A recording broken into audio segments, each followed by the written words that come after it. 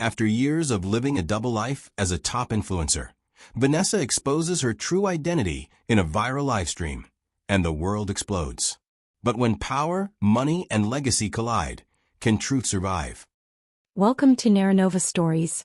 Please don't forget to subscribe and turn on post notification because it would mean so much to us.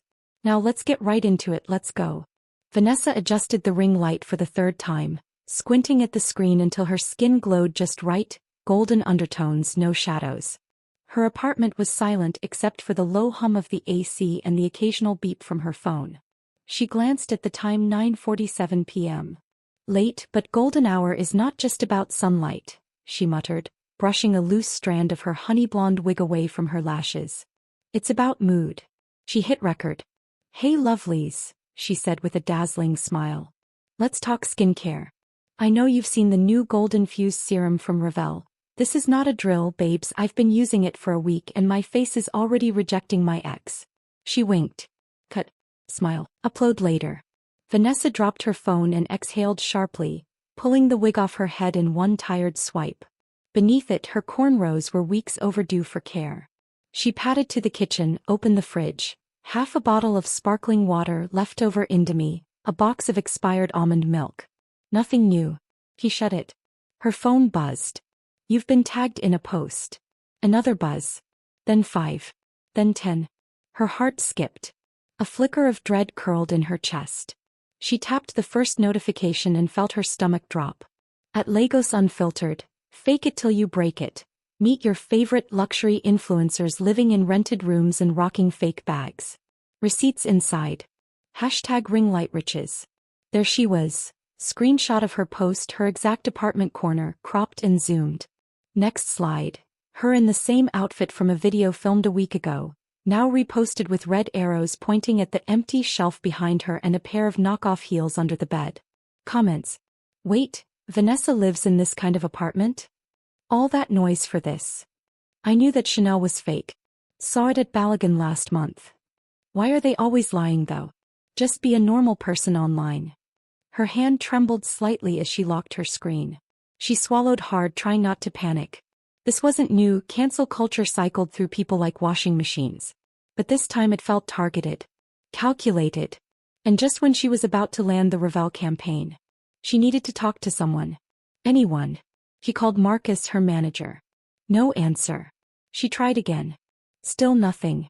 Then the next notification came in, one that made her whole body go cold. Confidential message. Screenshots of Toulouse chats have been leaked. Check your DMs. Her fingers hovered over her inbox. But there they were. Her face. Her words. His replies. I miss the way you kiss me when you know I shouldn't stay long. You're the only piece I have outside my marriage. Screenshots. Time-stamped. Watermarked. From her burner account. She couldn't breathe. There was only one way someone could have gotten those messages. She looked around the apartment, same as always, but now it felt exposed. Like the walls had mouths. Like someone had been watching her life not through the screen, but from behind the screen. Then the phone rang. A private number. She froze. It rang again. And again. She picked up. Hello. A soft voice came through. Vanessa Bamson? Yes, she whispered. I suggest you come home. Your daughter's in trouble. Vanessa sat on the edge of her bed, her phone still pressed to her ear, the voice on the other end already gone. Your daughter's in trouble. She hadn't heard that name daughter out loud in years. Not in her Lagos circle. Not in brand meetings. Not in any interview, caption or Q&A with fans. Ella had always been my little cousin back in Benin, and no one ever asked twice. Vanessa dropped the phone, her mind spinning. Trouble? What kind of trouble? Her mother. No, the woman who raised her, never called. They texted sparingly. There was a silent understanding between them. Vanessa sent money and nobody asked too many questions. She dialed her mother's number. It rang once. Hello. Mom, what's going on? I just got a call. She fought another student. Her mother's voice was clipped but laced with something else. Not just anger. Exhaustion. Split the girl's lip. The school said it was bad. They want to see her parent. Vanessa blinked hard. What? Ella doesn't fight. She does now. He's changing Vanessa. I can't handle her anymore. She's withdrawn. She curses under her breath. Sometimes I feel like she hates me. And you're not here. You send money and expect that's enough. It's not. I didn't know things were this bad, Vanessa said quietly. Of course you didn't. You're too busy pretending you don't have a child. The line went dead. Vanessa stared at the wall. Then at her phone. Then at the old travel box in her wardrobe she hadn't touched in almost 2 years. Benin. The past. The secret life she'd airbrushed out of her story. She had a campaign shoot with Glow Drip Cosmetics on Monday, a podcast recording on Wednesday, and Ravel's PR manager was still ghosting her after the Twitter thread drama. But none of that mattered right now. She booked a one-way ticket for the next morning. Benin City. Sunday. 3:20 p.m. The Kiki ride from the terminal to her old street felt like a time capsule she didn't ask to open. Red dust. Low buildings. Slow heat. Familiar smells. She saw the front gate before she even turned the corner. Same blue paint chipped now. Same mango tree. Same rusty satellite dish that had never worked. The compound was quieter than she remembered. But the moment she stepped through the gate, a head popped out of the kitchen window. Vanessa. It was Mrs. Grace, their neighbor. Still here. Still nosy. Back from Lagos? Vanessa smiled tightly. Just visiting. Welcome up. I saw your video the other day where you said that lip balm tastes like strawberries. You're now a big madam. Vanessa managed a half laugh and walked past her, dragging her small travel box. She didn't have the energy to keep up appearances. She knocked once and pushed the door open. The living room hadn't changed. Same brown sofa with the floral cover. Same faint smell of mothballs. A faded photo of Vanessa at her university graduation still hung on the wall. Ella was on the couch, arms folded, eyes fixed on the TV, pretending not to notice her. Vanessa's mother walked in from the kitchen, drying her hands. Sit, she said simply. Vanessa sat. I don't want to shout, her mother began. But I won't lie to you either. Ella's hurting. She asks questions I can't answer. He watches you online, Vanessa. He sees the life you live. She sees everything. I never meant to hurt her. But you did. And now she's acting out. He said something last week that scared me. She said, her voice broke, maybe if I disappear she'll finally remember me. Vanessa turned to Ella. Baby, I'm sorry. Don't call me that. The girl's voice was flat. Too calm for 13. You left me. I didn't leave. You left. You left and you never came back. You send birthday messages on WhatsApp like I'm a client. You talk about self-love online but you don't love me. Vanessa's chest tightened. She reached for her daughter's hand, but Ella stood and walked out of the room. Silence. Her mother sat down slowly. She needs more than money. She needs the truth. Vanessa stared at the floor. That Ella's father had been a one-night mistake with a friend's married cousin. That she'd raised her alone for 2 years before moving to Lagos to chase content creation. That she always planned to come back. Just not like this. Her phone vibrated. New email. Subject, urgent, Ravel brand suspension notice. She didn't open it. Her mother looked at her. You built an empire with a camera. But can you face the mirror? Vanessa lay on the thin mattress in her childhood room, staring at the ceiling, lit by the soft flicker of the single fluorescent bulb. The same ceiling she used to dream under about escaping this place, becoming someone big, someone unforgettable. Now she was back in it. A full circle. A version of her she swore she'd never be again. Her phone lit up on the pillow beside her. Another notification. Another dim. She turned it over without looking. She hadn't opened the Ravel email. He didn't need to. The subject line said it all. Suspended. 3 months of planning. Gone. Just like the rent money she'd already borrowed in advance, thinking the payment was guaranteed. She was bleeding reputation. Outside, she could hear the quiet murmurs of her mother washing plates and Ella humming a tune under her breath. Sounded like an old Disney song. One Vanessa used to sing to her as a toddler. The kind of memory that cut you slowly, not clean. She turned to the wall and closed her eyes. The next morning, she made tea for everyone just like old times. Ella avoided her gaze but took the mug without a word. Small win. Her mother stood by the door, wiping her hands on her wrapper. You're going to the school today? Vanessa nodded. 10 a.m. Her mother gave her a long look. They need to see a parent. Not a celebrity. That one stung. She dressed conservatively, black jeans, white blouse, no makeup. She didn't want to be recognized. Not in Benin. Not now. At Golden Star Academy, the head teacher's office smelled like air freshener and sweat. Vanessa sat opposite Mrs. Dawson, a plump, stern-faced woman with tight curls and a voice that carried judgment like perfume. Ella is a bright girl, she began. But she's angry. Defensive. Withdrawn. This isn't just teenage angst. It's pain. I understand, Vanessa replied softly. Do you? Because when she lashed out at that girl last week, she wasn't defending herself. She was provoked, yes, but what we saw was a breakdown. She said, I'm tired of being invisible. Vanessa's throat tightened. She's not expelled, Mrs. Dawson continued. But she needs counseling. She needs stability. She needs you.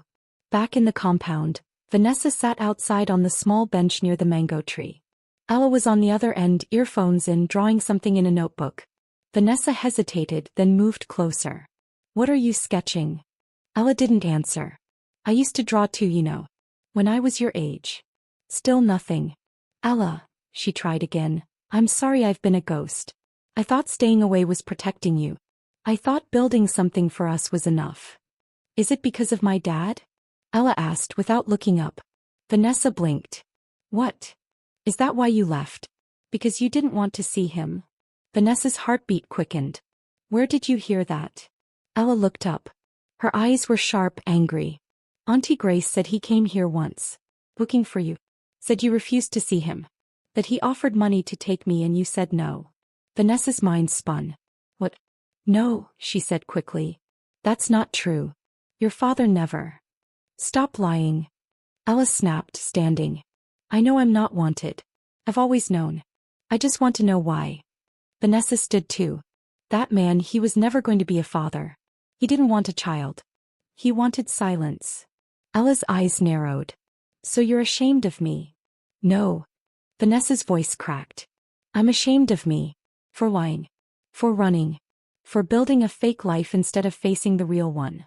Ella's arms dropped to her sides. The wind rustled above them. Somewhere in the distance, a generator roared to life. I'll fix it, Vanessa whispered. I promise. Ella turned and walked back inside. Vanessa sat back down. Her phone buzzed. Another DM. This one from a private account.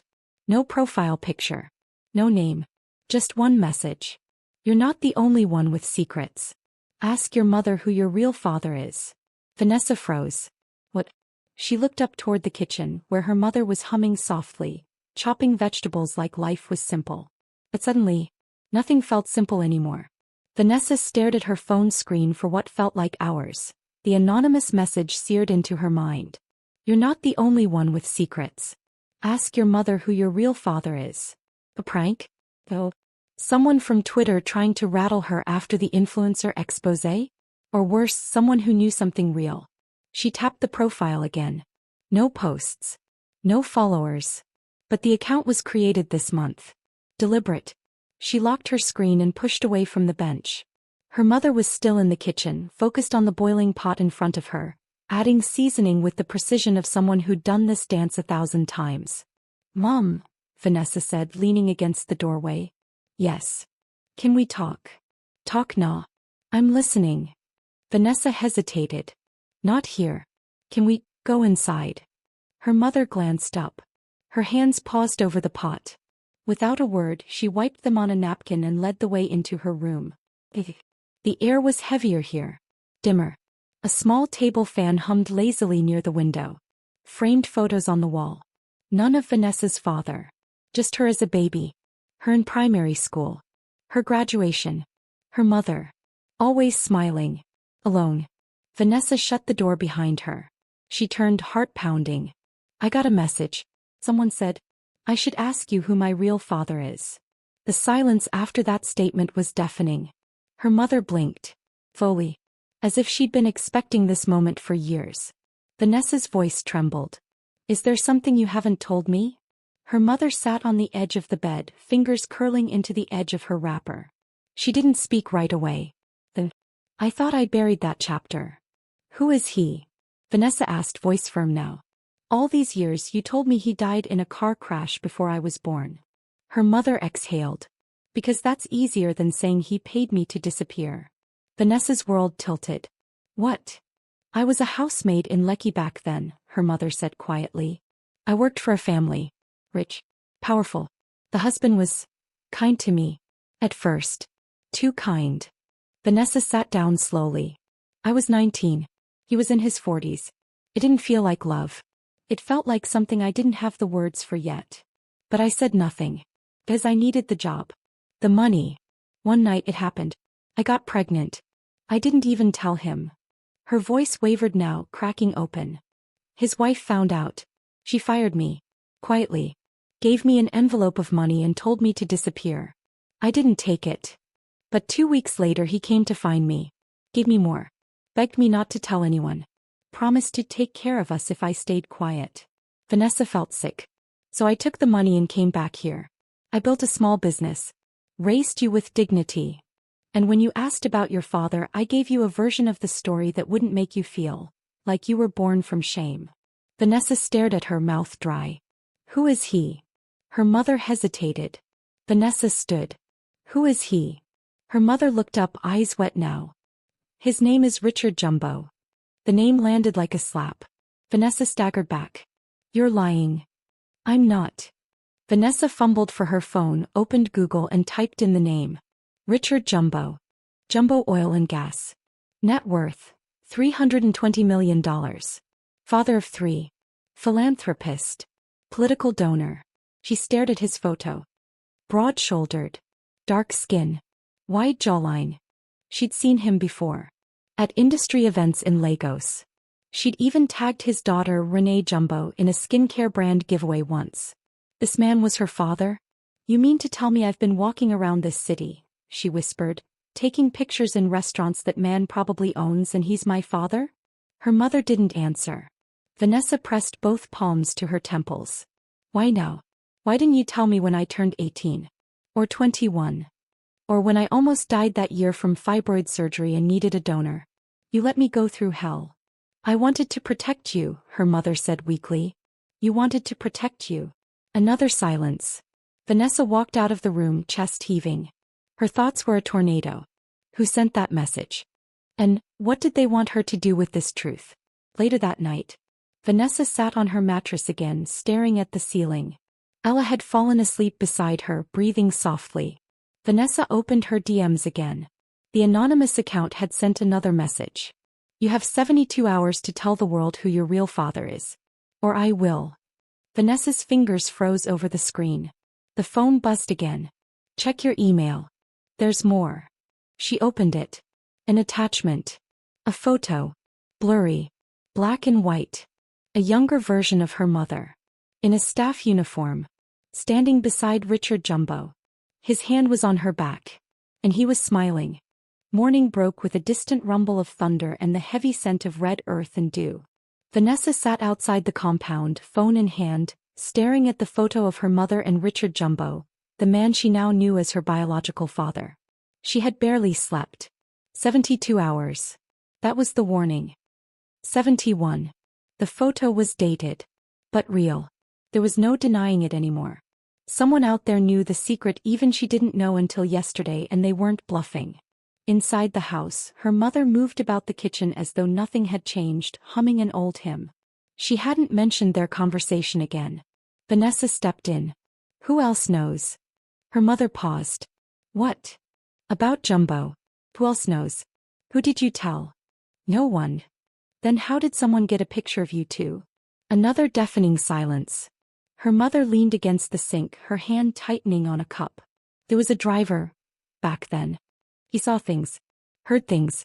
Maybe he. Vanessa cursed under her breath. This wasn't a social scandal. This was a bomb. If the public found out the Golden Sow had a love child with a housemaid, it could shake corporate empires. Could ruin lives. And if Jumbo had paid to bury it once, he wouldn't hesitate to do it again. But what did she want? Revenge? Money? She just wanted her life back.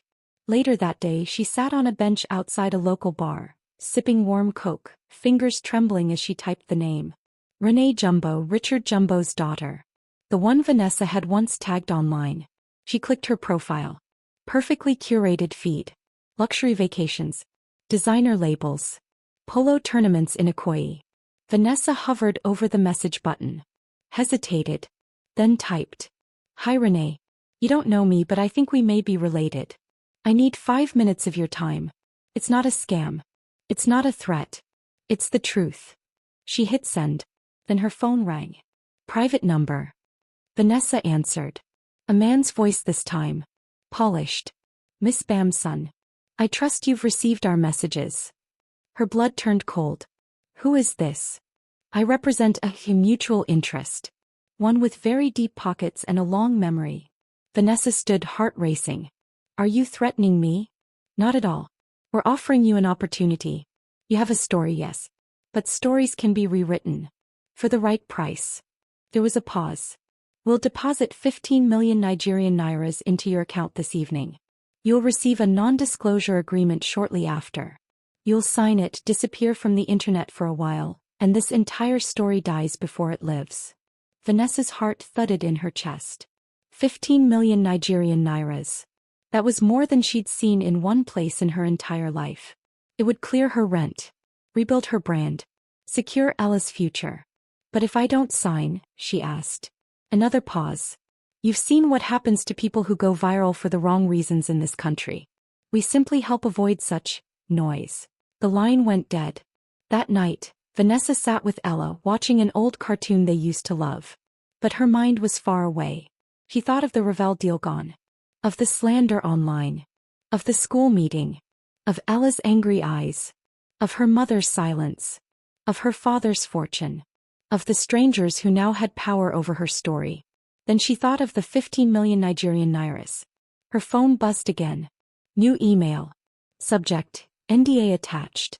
Payment awaiting signature. Her finger hovered over the file. Ella looked up. Mom. Yes, baby. Can I ask you something? Anything. If you could go back in time, would you still choose to have me? Vanessa turned to her, heart aching. Every single time. She stared back at her phone. At the NDA. And deleted the email. Back in Lagos. 2 days later. Vanessa walked through the glass doors of Jumbo Holdings HQ in Victoria Island. No makeup. Natural hair. Eyes sharp. The receptionist looked up. Do you have an appointment? Vanessa slid a printed photo across the desk. I'm here to see Richard Jumbo. Tell him his daughter just walked in. And I'm not here to beg. I'm here to talk. As she stood there, her eyes wandered and in her head she thought. So this is where I meet the man who bought my silence before I even had a voice. She heaved a sigh and brightened up to her final thoughts. Well, this time I'm the one setting the tone, not him. The office was cold. Not air conditioning cold, money cold. The kind of cold that comes from marble floors, silent elevators, and glass so clean it looked like open space. Vanessa sat in the high-back chair across from a desk the size of her old kitchen. The room was silent except for the tick of a slow, expensive clock on the wall. Then the door opened. He walked in. Richard Jumbo. Larger in person than on screen. Crisp navy suit. Silver tie pin. Shoes that whispered power with every step. His face, her face in some strange, jarring way that was unreadable. He shut the door gently. Didn't sit. Just stared. Vanessa. She stood. You know my name? He nodded once.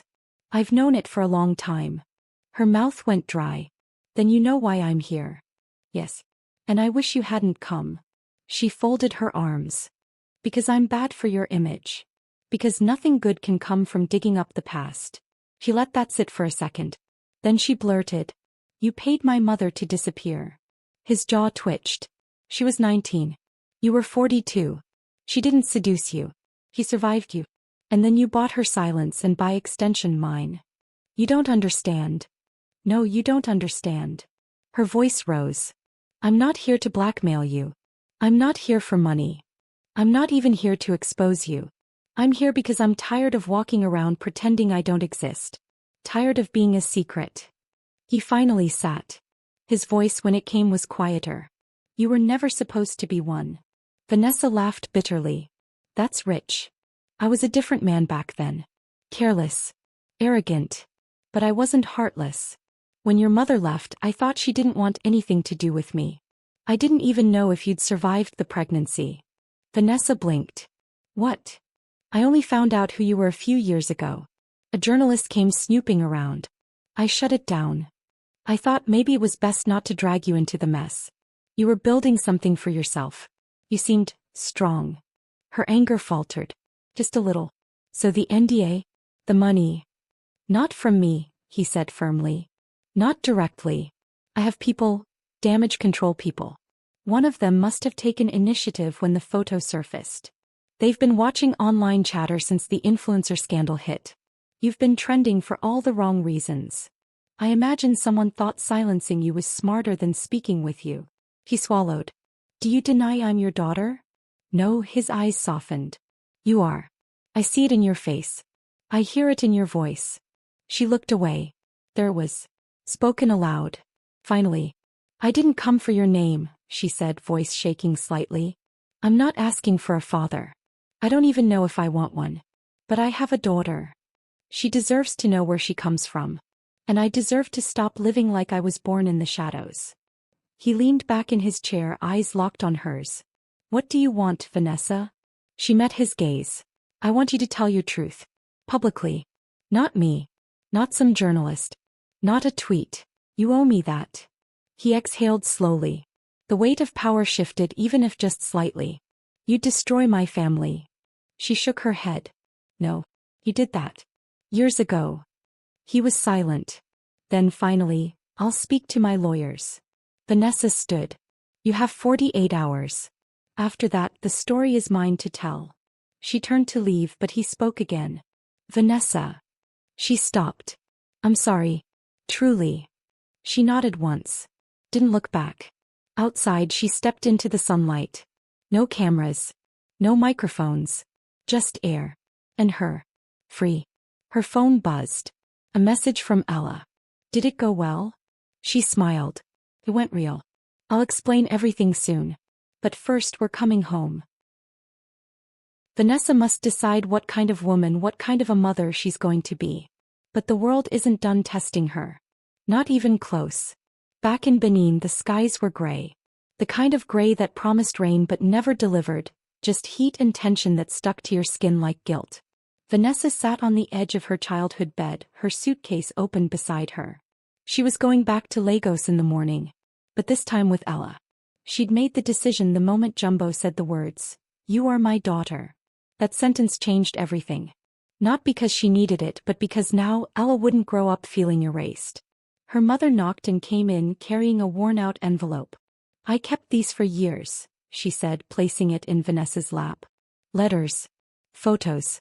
Even one birthday card I never mailed. I didn't know if you'd ever want to know him. But I see now you needed the truth more than you needed me to protect you from it. Vanessa didn't speak. She opened the envelope and pulled out a small photo. She was maybe 2. Sitting on her mother's lap. Behind them, just out of frame, was a man's shoulder. Barely visible. But unmistakable. That same broadness. That same aura. She ran her fingers over the faded image. It's strange, she murmured. How I've spent years building an identity from scratch, only to find out I came from something I never asked for. Her mother sighed. But look what you built. Without help. Without his name. Vanessa smiled faintly. Now imagine what I could build with the truth on my side. The next day in Lagos. The drive back was quiet. Ella wore headphones the whole way, staring out the window. Vanessa didn't push. She knew the storm in her daughter's heart was still settling. When they got home, the apartment looked different. Smaller. Cluttered. A little less magical. Vanessa set down the suitcase and turned on her ring light. But this time not for skincare. Not for sponsored posts. But the truth. This was the time for truth. She went live. No filter. No lashes. No script. Hi everyone. This isn't my usual content. But I think it's time to tell you who I really am. Not Vanessa the influencer. Not Vanessa the face behind the brand. Vanessa Bamson. I grew up in Benin. Raised by a woman who had nothing but made everything feel like enough. I became a mother at 19. I didn't plan it. I didn't have a perfect setup, but I had love. I kept it a secret. Not out of shame but out of fear. Fear that the world wouldn't forgive a young girl for surviving. But secrets rot.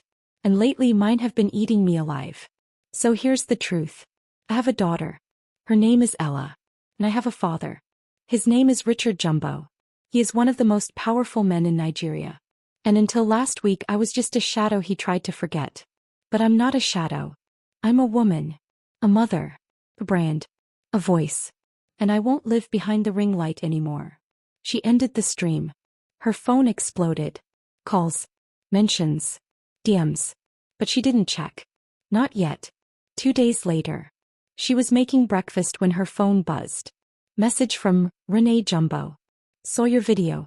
Not as rivals. As sisters. Vanessa read it twice. Then a new notification popped up. Breaking. Richard Jumbo releases official statement acknowledging daughter Vanessa Bamson. She clicked it. There it was. Black and white. No PR gymnastics. Just a man admitting the truth too late but finally. Vanessa stood in the kitchen, tears in her eyes, spatula in one hand. Ella walked in sleepy-eyed. Mom. Yeah. Ella yawned. What's for breakfast? Vanessa smiled. Legacy. Vanessa didn't leave her apartment for 72 hours. Not because she was afraid but because everything was loud. Her video had gone viral. Over 1.3 million views. People picked sides like it was a sport. Twitter. Vanessa is so brave. Imagine owning your truth like that. She only spoke up because the money wasn't enough. Don't fall for it. Wait.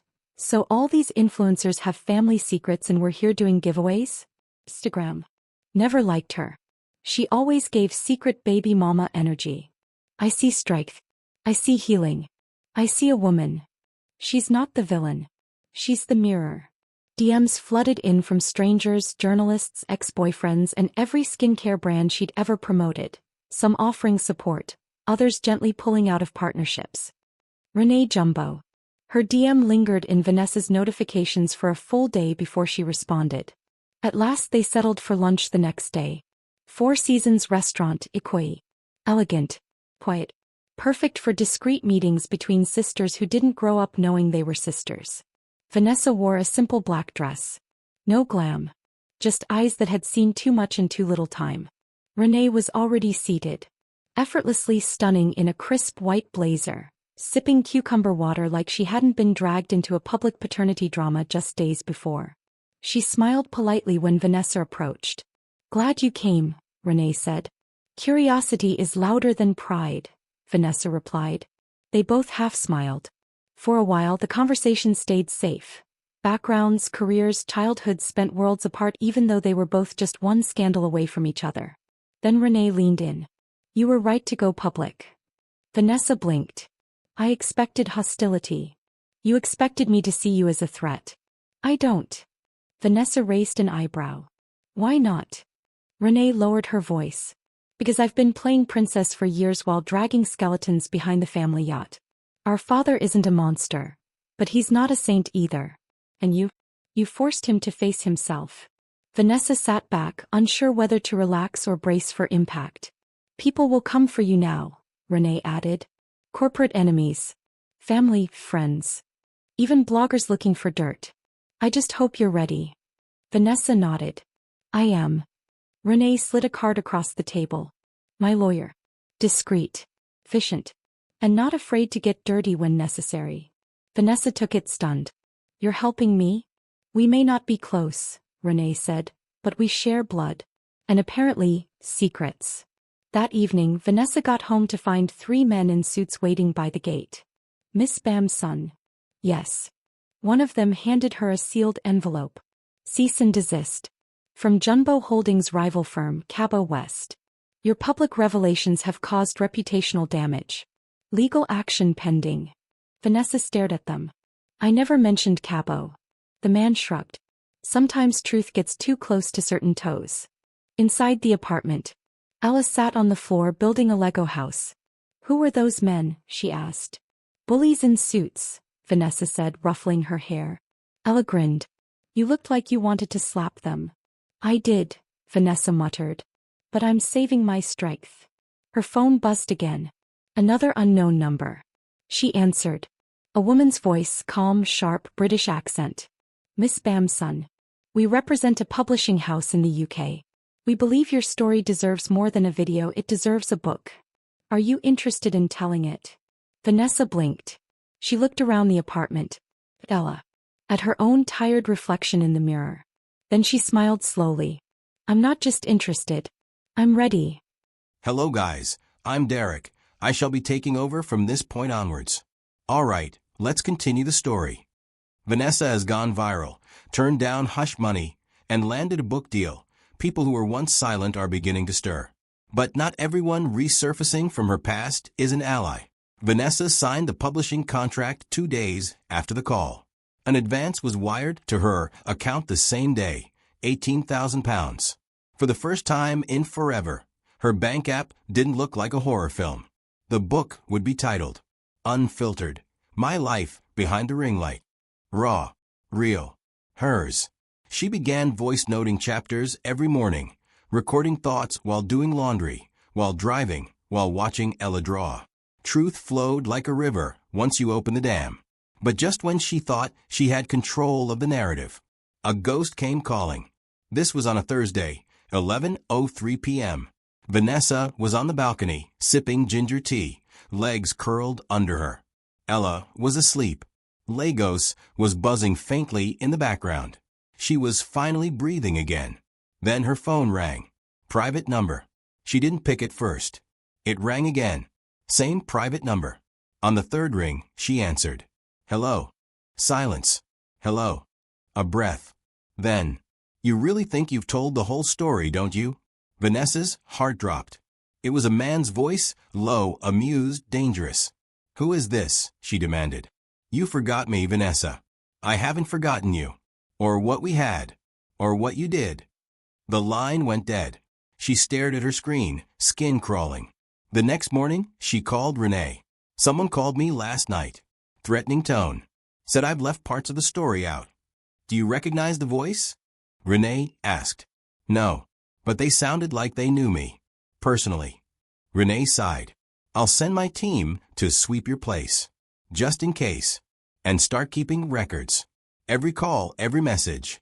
Vanessa hung up and began scrolling through her old contact list.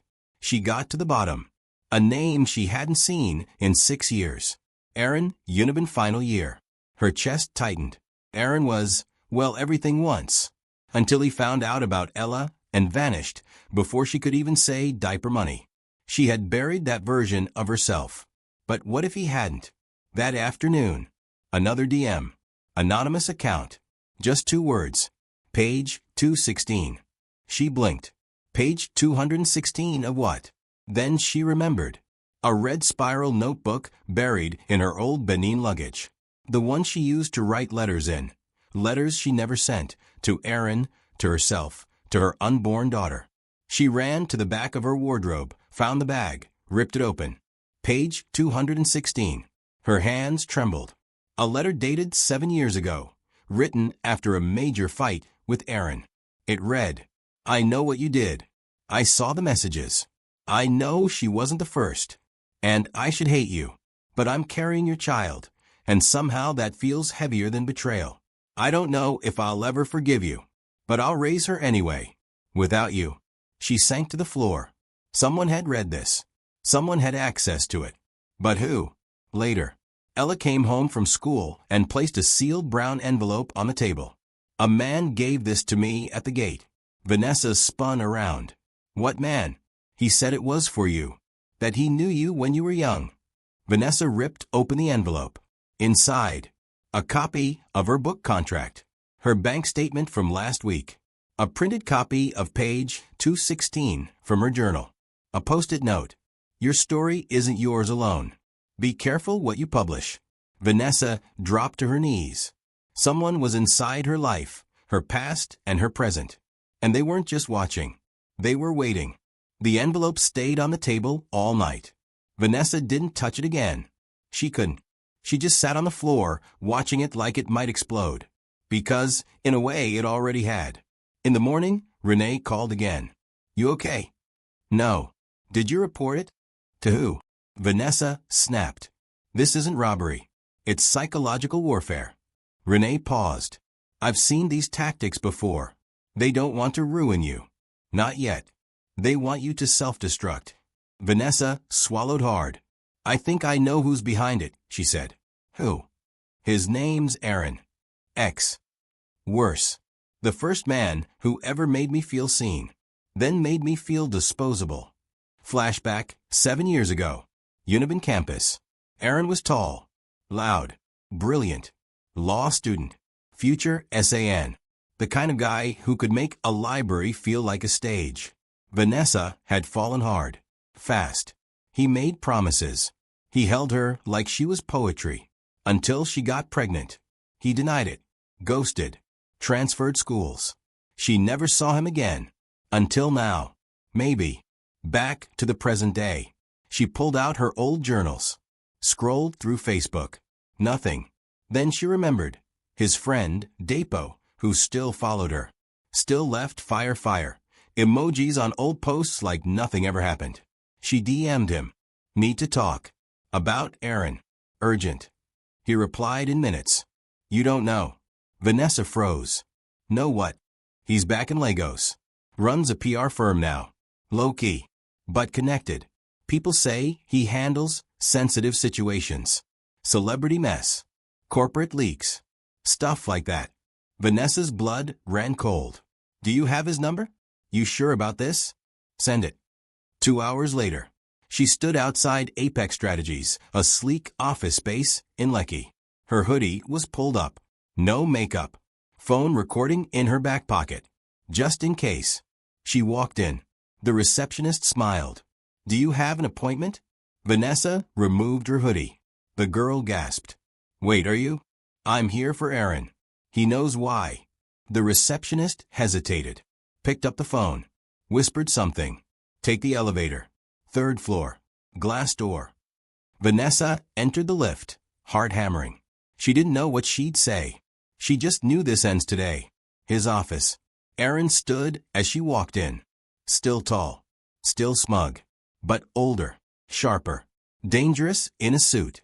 Vanessa, he said, smiling. You look good. Cut the crap. Okay. You've been inside my life. My past. My finances. My daughter's world. He leaned against his desk, arms crossed. I told you once, truth is power.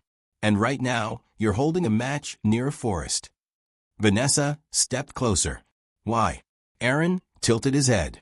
Because stories like yours, they sell. They bend public opinion. And when powerful men like Richard Jumbo start slipping, people like me get paid to adjust the narrative. Her stomach turned. You're working for him? No. I'm working for someone who hates him. Vanessa's eyes narrowed. Who? Aaron smiled coldly. Ever heard of Daniel Cabo? She blinked. Cabo. The oil tycoon whose company had sent her that cease and desist letter. Jumbo's biggest rival. It clicked. This isn't about me, she said slowly. It's about hurting Jumbo. Aaron shrugged. And you're the sharpest knife in the drawer. Vanessa stepped back, mind spinning. They want me to destroy him. To push this book out. To tell everything. Aaron walked toward her. Tell the truth, Vanessa. Tell all of it. But just know, you're not holding the pen anymore. We are. Outside, she got in the car, hands shaking. Renee called. Well. Vanessa took a deep breath. They don't want me silenced. They want me weaponized. Thank you for watching this video. What did you learn from this story? Drop it in the comments. Please make sure you like, comment, and subscribe to our YouTube channel, Naranova Stories, for more.